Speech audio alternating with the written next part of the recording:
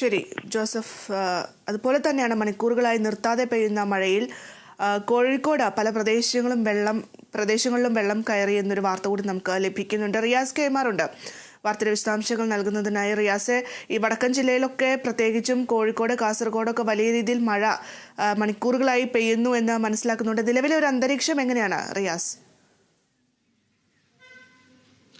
ഭദ്ര, ഒരു മണിക്കൂറുകളായി തുടർച്ചയായി പെയ്യുന്ന ഒരു ശക്തമായ മഴയ്ക്ക് ഒരു നേരിയ ശമനം ഇപ്പോൾ കോഴിക്കോട് ജില്ലയിൽ ഉണ്ടായിട്ടുണ്ട്. ഇന്നലെ വൈകിട്ട് മുതൽ തുടങ്ങിയ മഴയായിരുന്നു, നിർത്താതെ പെയ്ത മഴയായിരുന്നു. അതിനാണ് ഇപ്പോൾ നേരിയൊരു ശമനം വന്നിരിക്കുന്നത്. പതിയെ വെള്ളക്കെട്ടുകൾ ഇറങ്ങി തുടങ്ങിയിട്ടുണ്ട്. മഴ പെയ്യുന്ന സമയത്തെല്ലാം തന്നെ താഴ്ന്ന പ്രദേശങ്ങളിൽ വെള്ളം കയറുകയും നഗരങ്ങളിലെല്ലാം തന്നെ ശക്തമായ രീതിയിൽ വെള്ളക്കെട്ടുകൾ രൂപപ്പെടുകയും ചെയ്തിരുന്നു. ഇന്നലെ ഒരു ഇടത്ത്, അത് അരിക്കുളം നടുവിലത്തെ മീത്തൽ കോളനിയിലേക്കുള്ള കുടിവെള്ള പദ്ധതിയുടെ കിണർ കൊയിലാണ്ടി അരിക്കുളത്ത് ഇടിഞ്ഞു താഴുന്നൊരു സാഹചര്യം ഇന്നലെ രാത്രി ഉണ്ടായിരുന്നു. ഇന്നലെ തന്നെ നമ്മളത് റിപ്പോർട്ട് ചെയ്തതാണ്. ആ ഒരു സാഹചര്യം ഉണ്ടായിരുന്നു.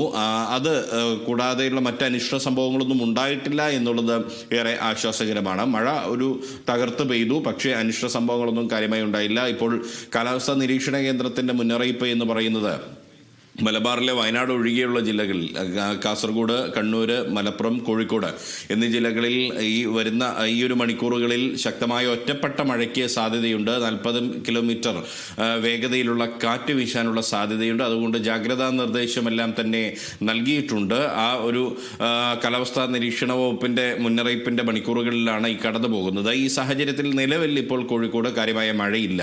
എങ്കിൽ കൂടിയും മൂടിക്കെട്ടിയ ഒരു അന്തരീക്ഷം ഇപ്പോൾ നിലനിൽക്കുന്നുണ്ട്. അതുകൊണ്ട് ഏത് സമയത്തും മഴ പെയ്യാം എന്നുള്ളതാണ്. മഴ പെയ്യാൻ വെമ്പി നിൽക്കുന്ന ഒരു മേഘാവൃതമായൊരു ആകാശമാണ് നമുക്ക് മുൻപിൽ കാണാൻ കഴിയുന്നത്.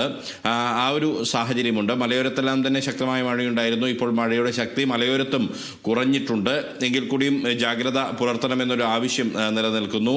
ഒപ്പം തന്നെ ക്വാറി പ്രവർത്തനങ്ങളെല്ലാം തന്നെ ജില്ലാ കളക്ടർ ഇന്നലെ തന്നെ റെഡ് അലർട്ടിൻ്റെ സാഹചര്യത്തിൽ നിരോധിച്ചിരുന്നു. ഇപ്പോൾ അത് റെഡ് അലർട്ട് ഇത് മാറിയിട്ടുണ്ടെങ്കിൽ കൂടിയും ആ ഒരു നിയന്ത്രണം തുടരുന്നുണ്ട്. ബീച്ച്, അതുപോലെ ജലസ്രോതസ്സുകൾ എന്നിവിടങ്ങളിലേക്കെല്ലാം തന്നെ പ്രവേശനം വിലക്കിയിട്ടുണ്ട്. മലയോരങ്ങളിലേക്ക് രാത്രികാല യാത്ര ഉൾപ്പെടെയുള്ള കാര്യങ്ങൾ ഇന്നലെ നിരോധിച്ചിരുന്നു. അതിന് നിയന്ത്രണം ഏർപ്പെടുത്തിയിരുന്നു. ഇന്ന് ഒരു തെളിഞ്ഞൊരു കാലാവസ്ഥ വരികയാണെങ്കിൽ ഒരുപക്ഷെ ആ നിയന്ത്രണങ്ങൾ നീക്കാനുള്ള ഒരു സാധ്യതയുണ്ട്. പക്ഷേ നിലവിൽ ഒരു മൂടിക്കെട്ടിയ അന്തരീക്ഷം തന്നെ തുടരുകയാണ് ഭദ്ര. ശരി റിയാസ്, എന്തായാലും സംസ്ഥാനത്ത് പലയിടത്തും മഴ കനക്കും എന്നൊരു സൂചന തന്നെയാണ് നമുക്ക് ലഭിക്കുന്നത്. കണ്ണൂരും കാസർഗോഡും ഒക്കെ ഓറഞ്ച് അലേർട്ട് പ്രഖ്യാപിച്ചിട്ടുണ്ട്. റിയാസ്, എന്തായാലും നമുക്ക് അടുത്ത മണിക്കൂറുകളിലൊക്കെ ഒന്ന് നോക്കാം എങ്ങനെയുണ്ട് മഴ എന്നുള്ള കാര്യങ്ങളൊക്കെ തന്നെ. എന്തായാലും കോഴിക്കോട് നിലവിൽ തെളിഞ്ഞ അന്തരീക്ഷം തന്നെയാണ്. തെളിഞ്ഞ അന്തരീക്ഷമല്ല, മഴ മാറി നിൽക്കുന്ന ഒരു അന്തരീക്ഷമാണ്, മൂടിക്കെട്ടിയ ഒരു അന്തരീക്ഷമാണെന്ന് മനസ്സിലാക്കാൻ സാധിക്കുന്നുണ്ട്. റിയാസ് കെമാറാണ് കോഴിക്കോട് നിന്ന് വാർത്തയുടെ വിശദാംശങ്ങൾ നൽകിക്കൊണ്ടിരിക്കുന്നത്. കാസർഗോഡ് നിന്നും ജോസഫും തിരുവനന്തപുരത്ത് നിന്നും ഞങ്ങളുടെ പ്രതിനിധി വിഷ്ണുവുമാണ് മഴയുടെ വാർത്തകൾ റിപ്പോർട്ട് ചെയ്യുന്നത്. മഴയുമായി ബന്ധപ്പെട്ടിട്ടുള്ള വാർത്തകൾ ഇനിയും വരാനിരിക്കുന്നുണ്ട്.